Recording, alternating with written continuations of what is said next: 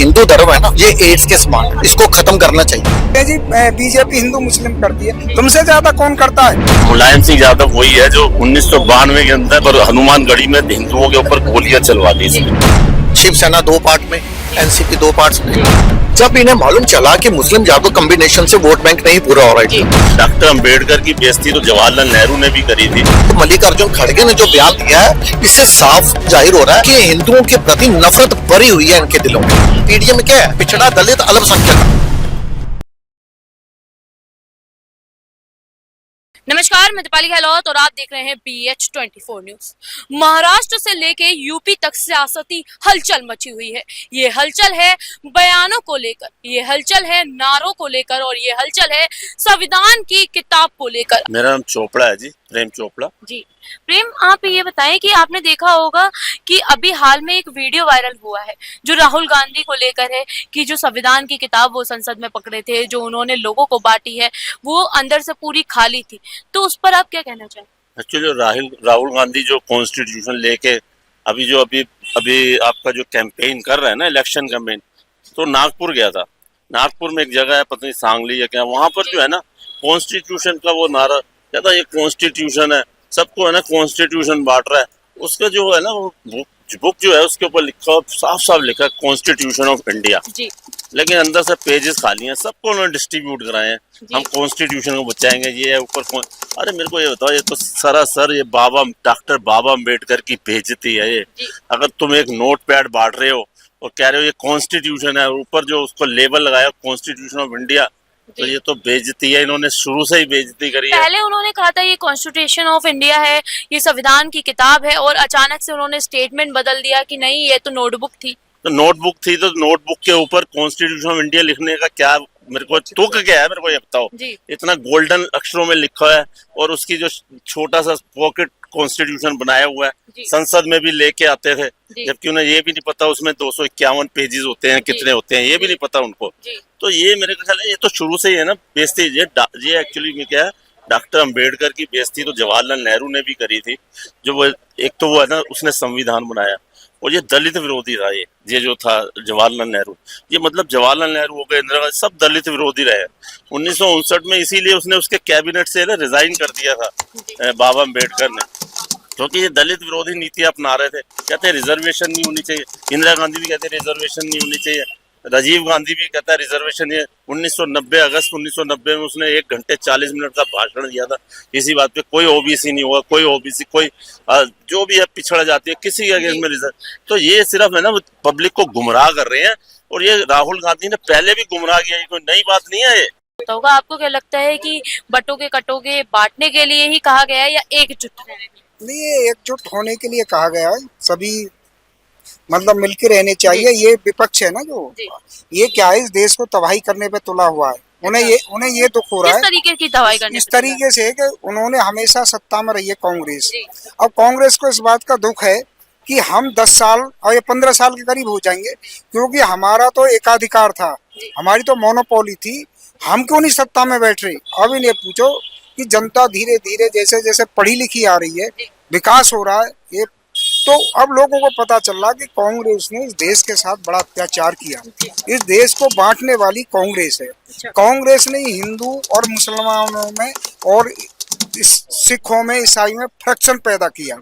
उन्होंने कॉन्स्टिट्यूशन में 100 से भी अधिक संविधान में संशोधन किए, और वो ऐसे संशोधन किए हिंदुओं को मुसलमानों को आपस में बांटने के लिए किए। जब देश एक है, सब एक सिस्टम से चल रहा है, तो सबके लिए कानून होना चाहिए।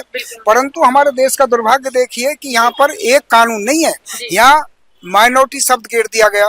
माइनॉरिटी की इन्हें परिभाषा आज तक कोई डिफाइन नहीं कर पाया। इस देश का सुप्रीम कोर्ट नहीं कर पाया, इस देश की संसद नहीं कर पाई कि हु इज माइनॉरिटी, है कौन। इसके लिए किसी पर भी एक शब्द नहीं है। बस वोट बैंक की गंदी राजनीति इस कांग्रेस ने शुरू करी, और इन्होंने कहा कि तुम एक वोट बैंक तैयार करो, और वोट बैंक तैयार करके सत्ता में बने रहो, चाहे जनता सर्वनाश हो जाए, जनता का, गरीबों का नाश हो जाए। इनसे इन्हें कोई लेना देना नहीं था कांग्रेस को। और कांग्रेस के जो सपोर्टर आज जो बैठे हैं विपक्षी हैं, उन्हें किसी का डेवलपमेंट से कोई मतलब नहीं है। मोदी जी ने 25 करोड़ लोगों को गरीबी रेखा से बाहर निकाल दिया, इन्हें इससे कोई लेना देना नहीं है। ये तो केवल देश को बांटना चाहते हैं, देश को तबाह करने के अलावा इनका कोई चारा नहीं है। इन्होंने माइंड एक बताओ आप मुझे, ये कहते हैं जी बीजेपी हिंदू मुस्लिम करती है, तुमसे ज्यादा कौन करता है? तुमने वक्फ बोर्ड अधिनियम बना दिया, क्यों बनाया? सनातन भी होना चाहिए था। नमस्कार सर, आपका नाम? मैं मिस्टर अरोड़ा, दिल्ली से। अमित, आपने देखा होगा कि हाल ही में जो है बयान आए हैं मल्लिकार्जुन खड़गे के महाराष्ट्र से, जो बयान है योगी आदित्यनाथ को लेकर, तो उस पर आप क्या सोचते हैं? देखिए, मल्लिकार्जुन खड़गे जो है, सबको मालूम है कि ये हिंदू विरोधी जो पार्टी है, इनका हिंदुओं के प्रति नफरत जो है वो समय समय पर ये उजागर करते रहते हैं। इनको भगवा से नफरत है। और आपको मालूम होगा पिछले साल ही ये जो खड़गे हैं, इनके बेटे का बयान आया था कि जो हिंदू धर्म है ना, ये एड्स के समान है, इसको खत्म करना चाहिए। तो सनातन के अगेंस्ट, हिंदुओं के अगेंस्ट मल्लिकार्जुन खड़गे के बेटे ने भी बयान दिया था। जब उदय सैलन ने बयान दिया था, उनके बयान को इंडोर्स करते हुए इन्होंने बयान दिया था। तो ये हिंदू विरोधी, मुस्लिम तुष्टीकरण की राजनीति करने वाले, और अभी आपने क्या बोला, राहुल गांधी वो संविधान वाली, देखो ये लाल किताब दिखा तो रहे हैं, ठीक है, ये मालूम है लाल किताब वालों को खुश करना चाह रहे थे। देखो, इन्होंने ये तो नहीं कहा था कि ये नोटबुक है। जब पकड़े गए तो बाद में इन्होंने स्टेटमेंट बदली थी कि ये नोटबुक है। पहले तो ये देखो संविधान की कापियां, लेकिन बाद में जब खोल के देखा तो कोरे पन्ने, एकदम साफ, अंदर कुछ नहीं। जैसे राहुल गांधी एकदम साफ, अंदर कुछ नहीं। क्यों लगता है आपको राहुल गांधी अंदर से साफ? देखो, उनकी जो इतने मीम बन रहे हैं, जो चुटकुले बनते हैं, क्या कोई है ऐसा एलओपी भारत के इतिहास में कभी जिसके ऊपर ऐसे बना जो कहता है कि 22 रुपए लीटर आटा मिल रहा है? जो इस तरह की बातें करेंगे, सोना आलू वाली बातें करेंगे, जब 22 रुपए लीटर आटा बेचेंगे, तो खुद ही मतलब वो अपनी मूर्खता का प्रदर्शन जो है ना, वो समय रहते रहते करते ही रहते हैं। तो जो ये देखो मुस्लिम तुष्टीकरण की राजनीति, इनको पता नहीं योगी जी के बयान से, जब से उन्होंने बोला ना कटेंगे बटेंगे, इनको मिर्ची लग रही है। क्योंकि इनके इस बयान के ऊपर आपको मालूम है हरियाणा में हिंदू नहीं बटा, नहीं बटा, वहां पे कोई जात पात की राजनीति काम नहीं आई। और ये कह रहे हैं ये कम्युनल का नारा है जो योगी जी ने दिया उसको मुझे बताइए, यदि राहुल गांधी ये कहते हैं कि हिंदुओं को जाति जनगणना कराएंगे, हिंदुओं को जातियों में बांटने की बात करो तो सही, मुस्लिम से उसकी जाति ना पूछो तो वो सेकुलर, और जो बोलेगा बटना नहीं है वो कम्युनल। ये कैसे कम्युनल नारे? तो मल्लिकार्जुन खड़गे जी को बता दो, इनकी ठगबंधन की जो पार्टी है सपा वाले, वो देते थे कम्युनल नारे। माय कॉम्बिनेशन क्या है? मुस्लिम यादव, ये कम्युनल नारा नहीं है? ये जो पीडीए की बात कर रहे हैं, ये क्या कम्युनल नारा नहीं है? पीडीए में क्या है? पिछड़ा, दलित, अल्पसंख्यक, अगला कहाँ है इसके अंदर? ये जो पहले नारे दिए जाते थे। पीडीए की आपने बात कही तो एक मिनट बस, पीडीए की आपने बात कही है तो हम आपको पीडीए से लेके एक सवाल पूछना चाहेंगे। समाजवादी पार्टी ने अभी जो नारा दिया है उसमें पीडीए का जिक्र किया है, तो उस पर आप क्या देखते हैं? मैं वही तो कह रहा हूँ, ये जो पीडीए की बात कर, देखो पहले यही माय की बात करते थे। जब इन्हें मालूम चला कि मुस्लिम यादव कॉम्बिनेशन से वोट बैंक नहीं पूरा हो रहा है इनका, तो इन्होंने कहा नहीं, ये पीडीए में कौन है? पिछड़ा, दलित और अल्पसंख्यक। ये दलित विरोधी पार्टी है। एग्जाम्पल देता हूँ आपको कैसे है दलित विरोधी पार्टी।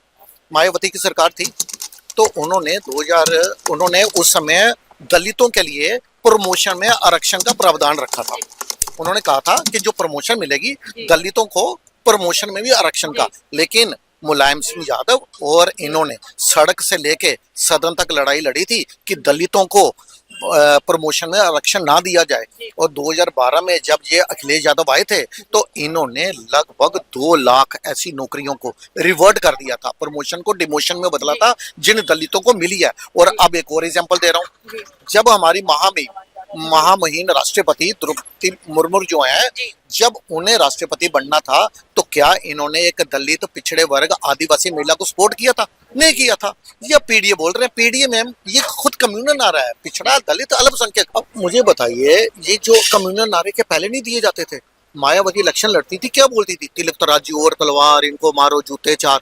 ये कम्युनल नारा नहीं था? मिले मुलायम कांशी राम, हवा में उड़ गए जय श्री राम, ये सांप्रदायिक नारा नहीं है? देखिए, यूपी की जो राजनीति है ना, हमेशा जातिवाद, धर्म के इर्द गिर्द ही घूमी है। अब ये जो मल्लिकार्जुन खड़गे ने जो बयान दिया है, इससे साफ जाहिर हो रहा है कि हिंदुओं के प्रति नफरत भरी हुई है इनके दिलों में। तो ये समय रहते इसको उजागर भी करते रहते हैं एक विशेष समुदाय को खुश करने के लिए, चाहे इनको उसका फायदा मिले या नहीं मिले, लेकिन इन्होंने विशेष समुदाय के लिए तो भी आपको ये नारेबाजी और ये जो बयानबाजी चल रही है राजनीति की महाराष्ट्र के चुनावों से पहले, उस पर ये आपको क्या लगता है कि महाराष्ट्र में कांग्रेस पार्टी आगे नजर आएगी या फिर बीजेपी? देखिए, वहां पे मेन 6 पार्टियां बन चुकी हैं आपको जी। पता, 3 एक तरफ है, 3 एक तरफ है। शिवसेना 2 पार्ट में, एनसीपी 2 पार्ट्स में, जी। कांग्रेस है। अब जो शिवसेना है, आपको मालूम होगा पिछले विधानसभा चुनाव जो इन्होंने मिलकर लड़ा था, जी। जो बालासाहब ठाकरे की शिवसेना है, जी। उनको 125 सीटें मिली थी और ये बवाल कर रहे थे, बीजेपी के साथ लड़ रहे थे, हमें 125 सीटें क्यों दी जा रही है, ज्यादा सीटें हम डिजर्व करते हैं। अब इनको जो अपना इन्होंने गठबंधन बनाया है, उसमें इनको 85 सीटें दी गई हैं। हिम्मत नहीं है बोलने की इनकी, लेकिन वहां की इनकी आपसी रंजिश का फायदा जो है ना, वो बीजेपी को मिलेगा, क्योंकि इनका गठबंधन जो है ना, वो स्वार्थ पर आधारित है।